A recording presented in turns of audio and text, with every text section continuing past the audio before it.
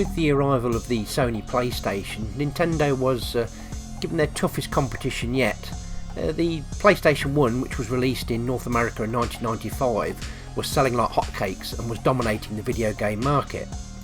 Developers were loving the cheap alternative, the CD-based PlayStation 1 and the Sega Saturn, and Nintendo were left out in the cold by still using cartridges.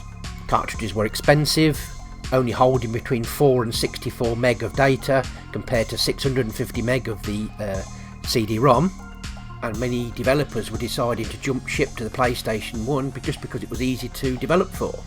So what was Sony's answer? So Nintendo's response was to create the 64DD add-on. It was a lot cheaper to produce the floppy disks. They were very similar to the zip disk at the time.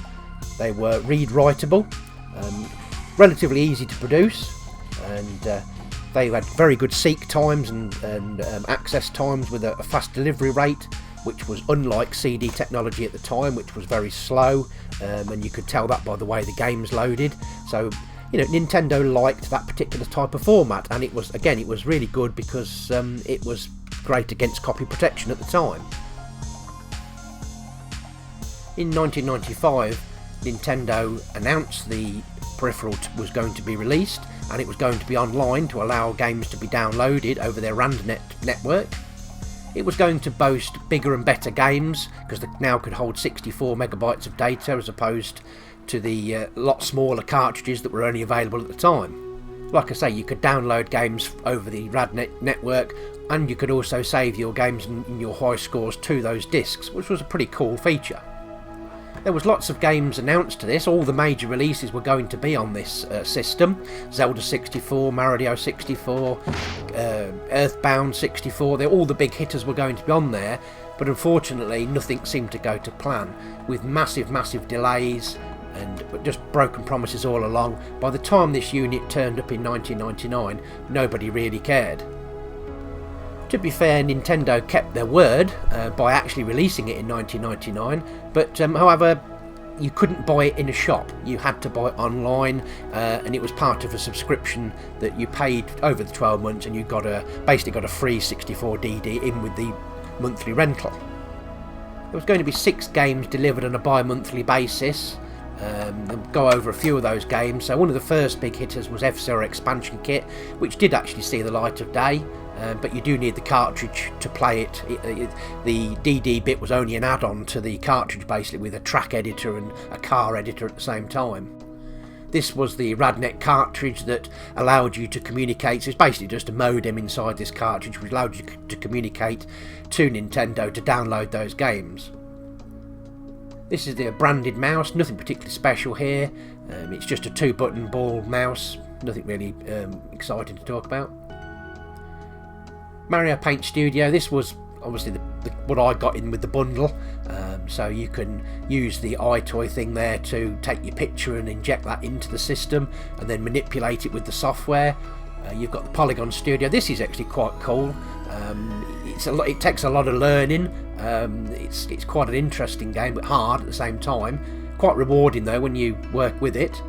This is obviously when you want to talk to your friends and stuff like that. So you've got different bits and bobs. You can like microphone and stuff like that. You can communicate with your friends. Obviously the Talent Studio. So you did get there was quite a lot of things developed for it, which was really a shame because it did really show that they'd put a lot of effort into designing and getting all this up and running. But ultimately, I think it just ran out of steam. SimCity 64, not one of my favourite games. It's a bit clunky, doesn't really bring anything fantastic to the market. Not as good as the PC game at the time. Goshin the Giant, very weird game. Not everybody's cup of tea. You're a giant, got to look after villagers, and you can move the ground and up and down and stuff like that. So very, very weird, but we'll take a look at the video. There's some screenshots and some video later on. This is the thing that makes the system worthwhile, the F-Zero Expansion Kit. Really, really worth just buying that, the whole system just for that. But let's have a look inside. What did you actually get for your money? There's only 4 screws hold the back of this unit on. They are proprietary, so you do need the special screwdriver to get those out. I had a bit of trouble. I couldn't work out whether there was a screw under the sticker, so it took me quite a while to pick up the courage to try and separate this just purely by brute force, because I was convinced there was a hidden screw somewhere, but with a bit of persistence and some gentle tinkering, I managed to get the top off. It was just a bit tight, really. There was nothing really holding it. I just was very nervous about breaking it or anything like that. So we've got an RF shield directly underneath that. A bit fiddly, again, just being very careful not to break these things. There's the disk drive. Earlier in the video I called this a dynamic drive, and that's what everybody tends to call this. Now, you know, it is a disk drive. I don't know if you notice there in the bottom left there is a little CR2032 battery coin cell there. There was a real-time clock included in this, you know, in the actual system, so it could maintain the clock there. Just I was really lucky there. I lifted, been a bit too heavy-handed there. I lifted it up and I pulled one of the ribbon cables out of the socket on the little motherboard. Luckily enough, it just came out. It didn't do any damage. So, lesson learned there. I need to be a little bit more careful when I'm taking these things apart. The drive is some sort of variation to a zip drive, which was very popular at the time. Like it says, really inexpensive. Weren't really very expensive to produce. This system was only ever made and available in Japan. There were plans to release it into North America, but obviously considering the system didn't take off, it went nowhere really very quickly. Nintendo of America were quoted for saying the need is not great. We haven't got any compelling software for it, so you know, with the failures of the the Sega CD and the 32X, the Nintendo 64DD was pretty doomed from the start, I think. Not a lot in it. There's the coin cell that for the real-time clock, but as you can see, it's just really an interface board which just allows communication between the N64 and the disk drive. So nothing really, no major disk controllers or anything like that. It's all pretty boring really. There's not a lot in there to really shout about or get a teeth into. Not really any capacitors to change, and none that really needed doing in the first place. So we'll pop the lid back on. But not one of the more interesting hardware teardowns. Quite basic inside. I don't understand why they couldn't have got this out in more numbers. It could have been a really good addition to the N64. I thought that the cartridge-based games were too small compared to their CD counterparts, and there was no video streaming or FMV or anything to really bring the prep the game, bring the story to a game, which this add-on could have brought to it, but there you go. It sits nicely on top of the Nintendo, which I find quite aesthetically pleasing. It's well matched. It works really good. So what were the games like that actually came out for the system? So probably the best release was F-Zero X Expansion Kit. Again, this requires the cartridge to play. It added a few new tracks, a car creator, a track editor, new soundtracks and a few other bits and bobs. So it just improved a good game. I don't think it broke any moulds, but it was nice to see what it was coming up with. And that little 64DD, when you don't have the 64DD in, that little icon there doesn't pop up. There's your course editor, which obviously isn't present in the menu when you're not using the 64DD. Apart from that, the game is pretty much identical. This was the track editor. I was struggling a little bit with this because obviously from a language barrier point of view, but I could work out the basics. So this was obviously making just the design of track, and then the cool thing about it, as soon as you've designed your car and designed your track, off you go and you can try it out, which I thought was really cool.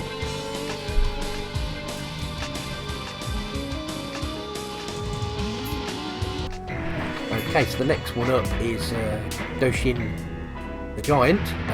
Well, basically, there's not a lot to really say about this game. Visually, it's quite unusual. The premise is quite unusual, but really, what it boils down to, this is basically a god simulator, and you can raise the ground by pulling on it like that. And you can jump up and bash the ground down, so you can change the terrain around you. You can pick the things up, various bits and bobs. You can move stuff around. So it's quite enjoyable. It's not something I would play for a very long time, but it's okay. Not too bad.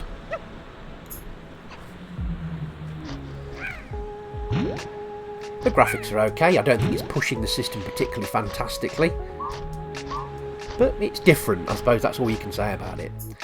Right, what's up next is SimCity 64.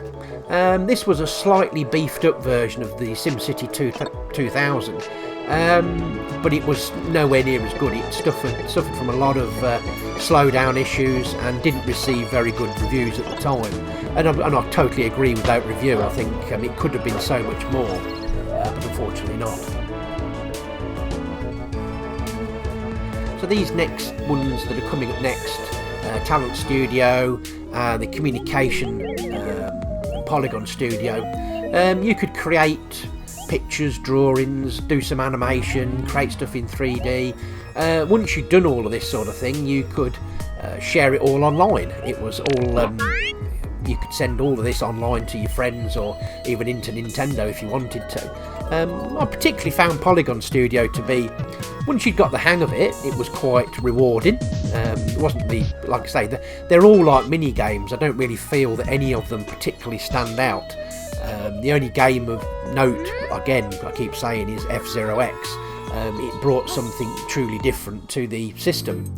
I quite like this golf game. I don't actually own this one. I am looking out for this, but this is just a bit of video I managed to get hold of just to show what it was actually like. And it seems a pretty normal stand-up sort of Nintendo golf game, so it looks quite good. I've got no reason to doubt it, but I've not played it myself, so I would like to play that one day. But like you say, I'm not owning it. It's they're not cheap, these games, unfortunately, at the moment.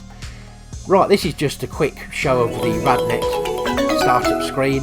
Just shows the interface of how you can connect, what you use to connect up to the RadNet system. This one's a really weird one. Again, I've not got this one. Dusty the Giant, Tinkling Toddler, whatever the hell it's called. A very, very weird game. Obviously, very Japanese. It's not for my liking. Anyway, that's the N64DD add-on. I hope you enjoyed it, and we'll catch you again in the next video. Bye for now.